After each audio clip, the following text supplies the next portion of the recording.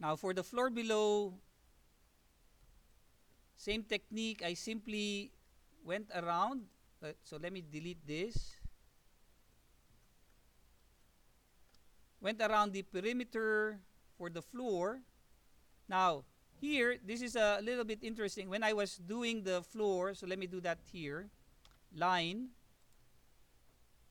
So I went around creating lines. Oops. Let me delete that. Create a line from here. Okay, make sure you zoom in. Now, I do have one straight line here before the arc. So I'll create that. See, notice that sometimes the drafting is not that straight.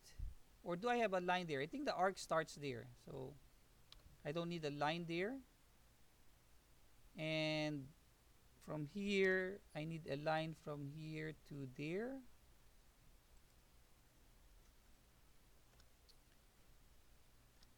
And I think I need a line to this endpoint right here. Okay. Now, to do the arc, I simply need to use a 2-point arc. So A is the shortcut.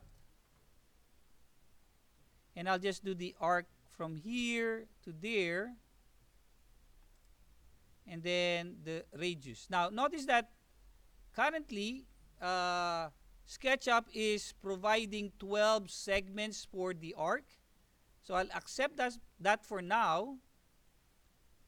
That closes my polygon. Now, I do want that to be higher than 12, so it's not that jagged an edge. So I'll select that. So make sure you select the arc itself. And notice under Entity Info, you have here the layer, the radius, and the number of segments. So if you want it to be a lot smoother, you might want to bump it to 24 sides. I think that's a lot cleaner. Now, you don't want to go over like, maybe 60 or so, because the more lines you create, the higher the amount of segments and faces that SketchUp needs to process. And it takes a lot longer to do that. So once you have this, all I need to do now is I'd like to group that. So maybe I'll move this away first from here. So I know that I'm not mixing it with any other lines. I'll group this. Once it's grouped, I can double click to edit that, push pull, and this time I need to push pull downward to the height of the thickness of my flooring.